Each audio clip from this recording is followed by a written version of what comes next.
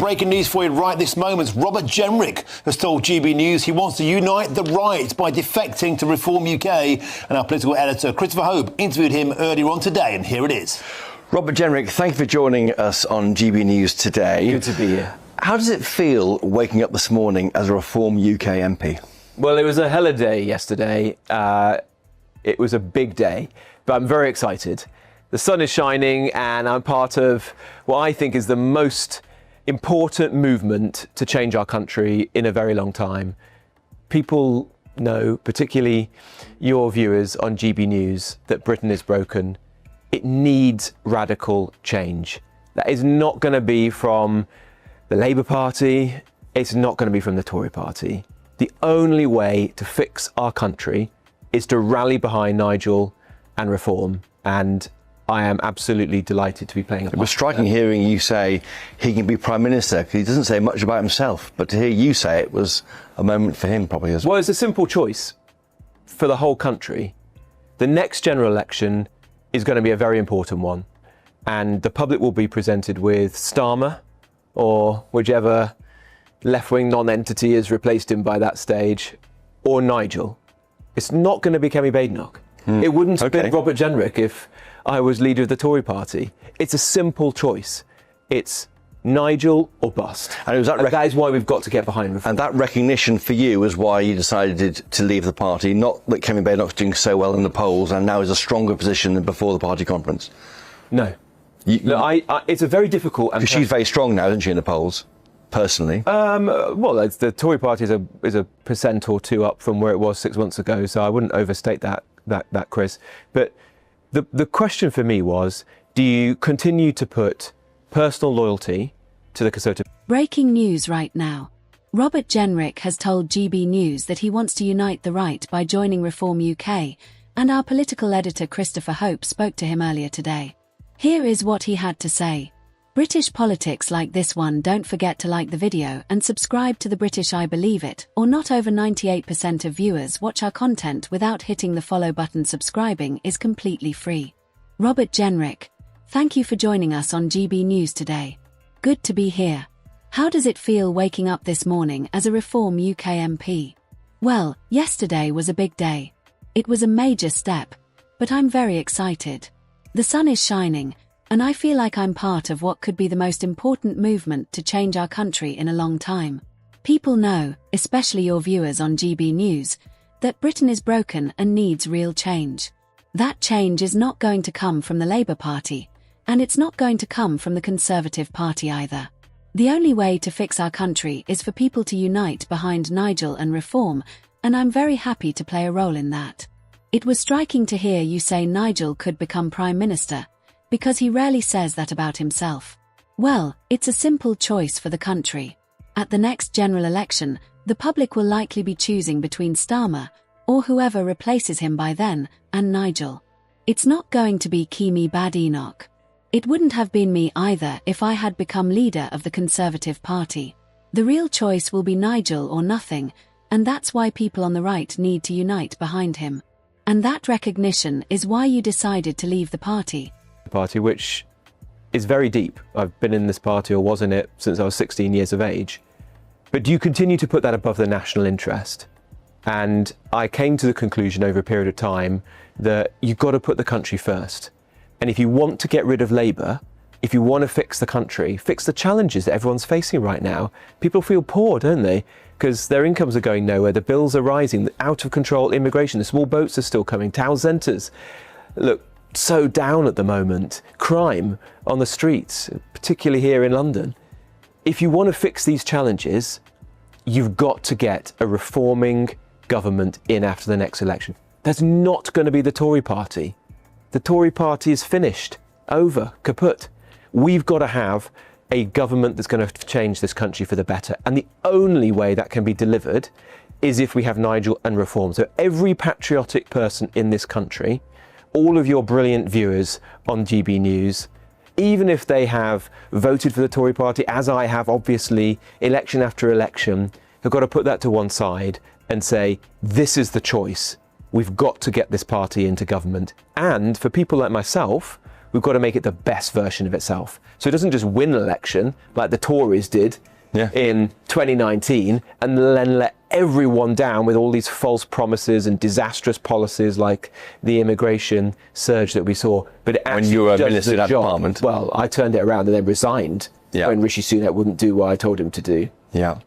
The same people, Chris, who made all those mistakes are still at the helm. The arsonists are still there. Are you really going to give them the keys and say, well, come back in? You know, you'll clear up the mess that you made last time. They haven't apologised.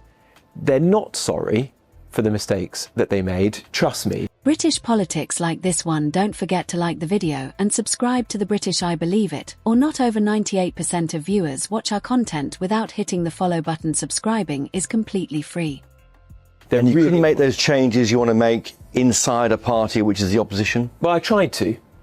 You know, after the last general election, the day afterwards, I wrote an article saying the Tory party failed the country on immigration, on public services, on the economy. If we are painfully honest and sincere about that, and then change, we might just be given a second hearing from the country. That hasn't happened.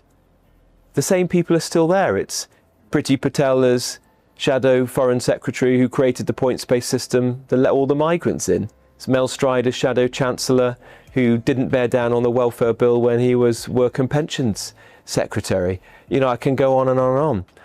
I've tried to be honest, more honest than anyone else about the Tory party's failures. And I've concluded the Tory party, it can't face up to its past, let alone set out the future. Kemi Badenoch, she can't handle the truth.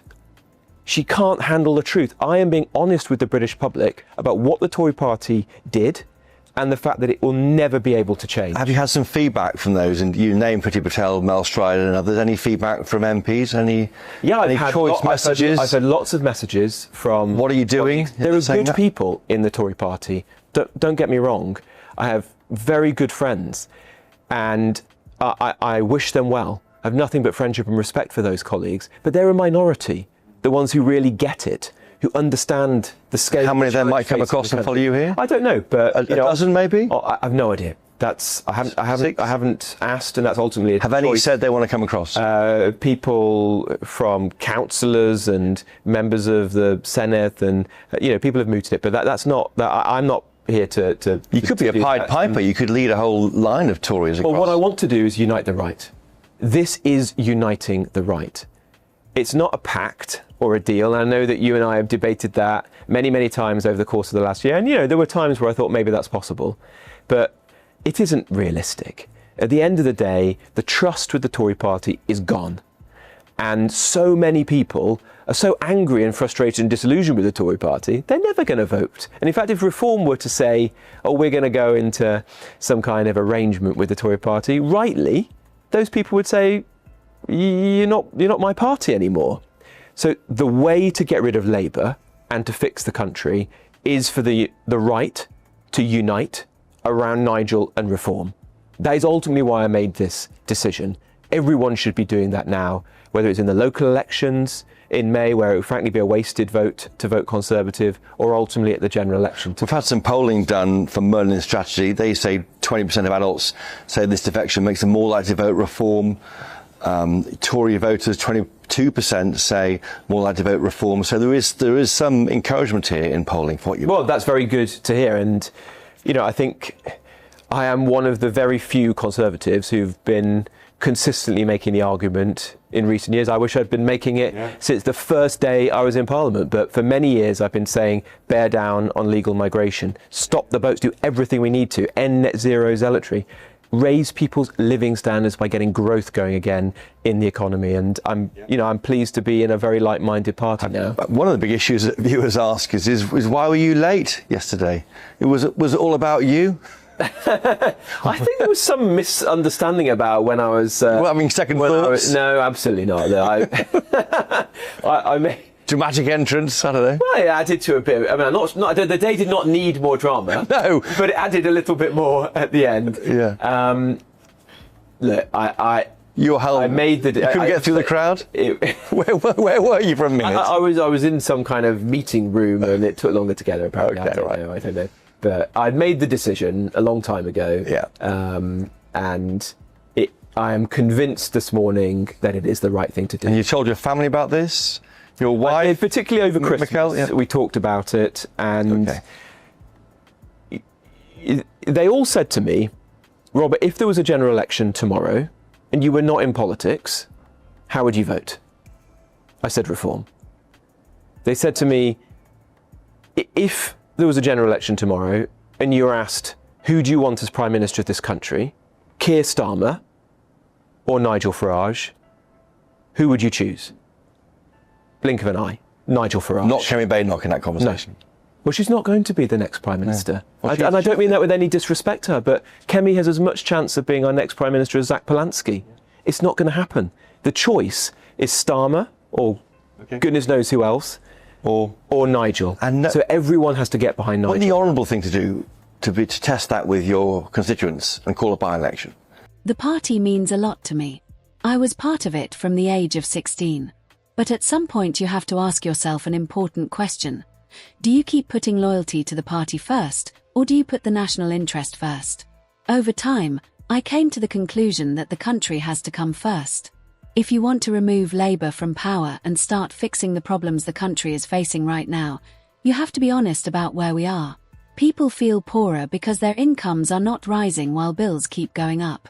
Immigration feels out of control to many voters. Small boats are still crossing the channel. Many town centres are struggling, and crime on the streets, especially here in London, is a growing concern for many communities.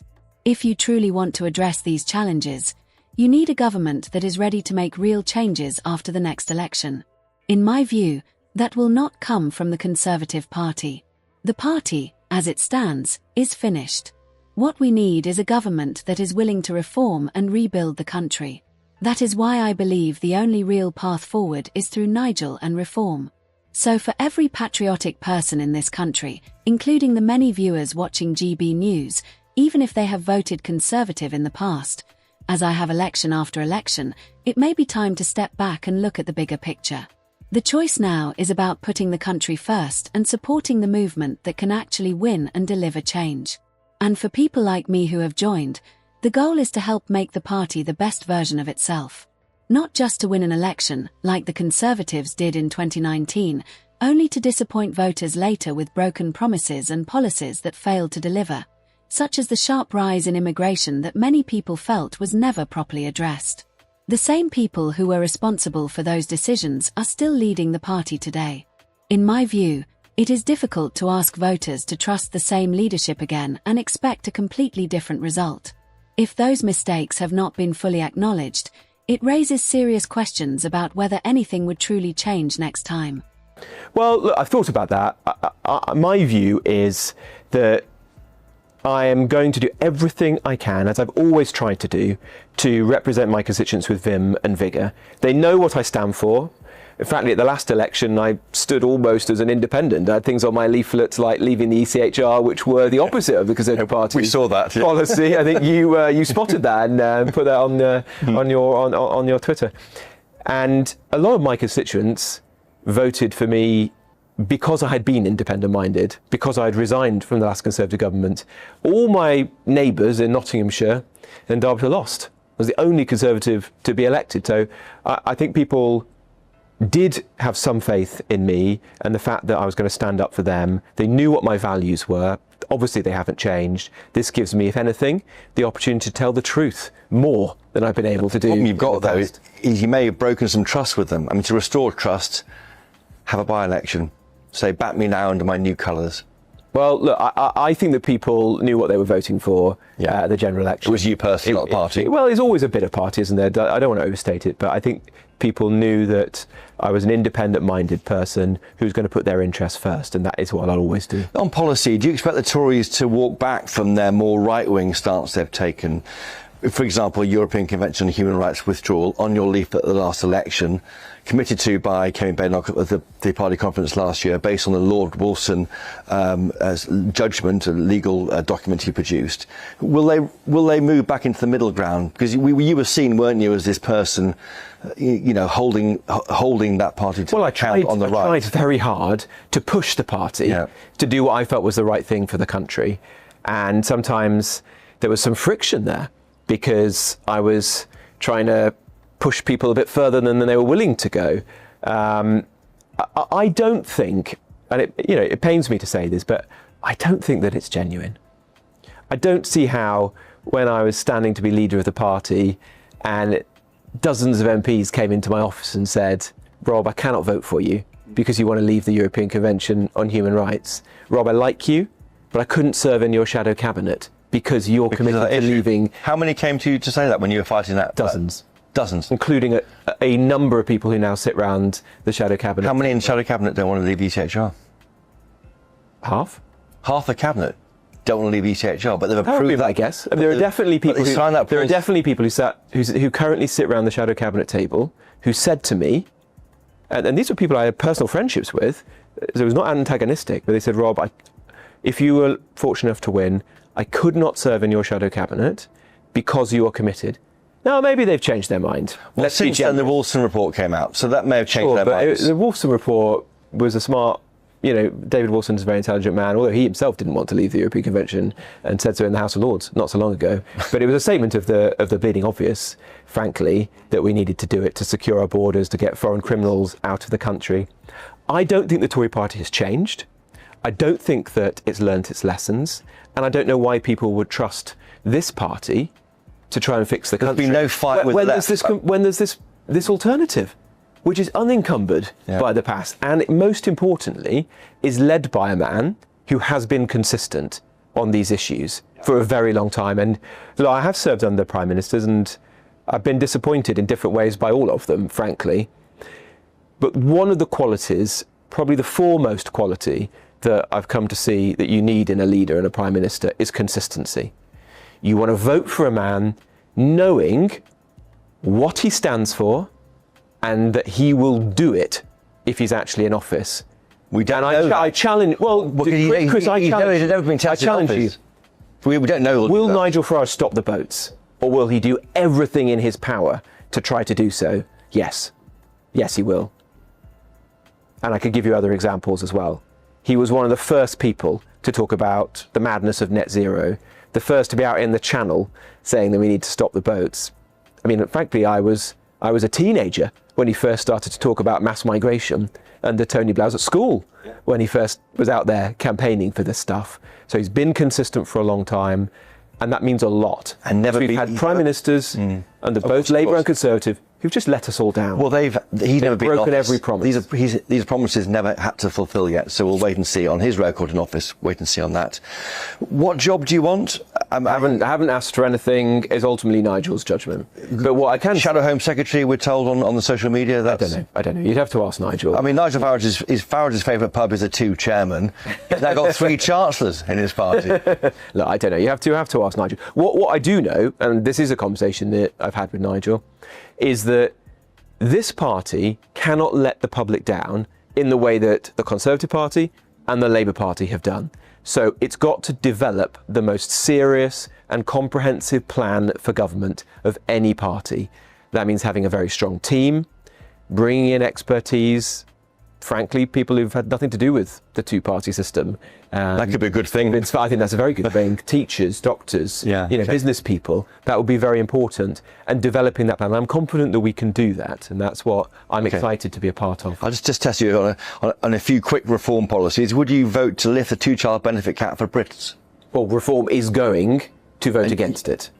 OK. So I'm very, very happy to be supporting the Reform policy, which Nigel has said, which is that we're going to vote against Labour's plan to lift it, because he would lift it for Britons, we're told, would happen. Well, that's his policy. And there's good sense in that. But what we want to be is the party of alarm clock Britain. We're going to back people who are out there working hard Think of the people I represent in Newark. People who are getting up at 7 o'clock in the morning to go and work in tough jobs, a distribution centre, a food processing factory. I'm on their side, not on the side of scroungers. Would you vote for British boots on the ground in Ukraine? No. I support him. In fact, I've said that consistently for some time. I think I was one of the first MPs to tweet a long time ago saying that I had grave concerns about this. Because the point is this, what boots? You know, the Tory party and Labour have depleted our armed forces to the point where there are more members of our army in Napoleonic times than there are today. And you'd vote to order the Navy to tow back the boats back to France, which is one of the policies we're talking about. Look, I think you cannot rule out any option to stop the boats. And the public have got to know that reform will do whatever it takes to end this farce once and for all. Leave the ECHR, scrap the merry-go-round of human rights laws that none of those previous governments were willing to do, detain and deport everyone who comes here. And yeah, if you have to do more radical options than that, yes, absolutely. So the next stage in the political life of Robert Jenrick starts today, day one. Yeah, and I'm very excited to be doing it. Thank you for joining us today on GB News. Thank you very much.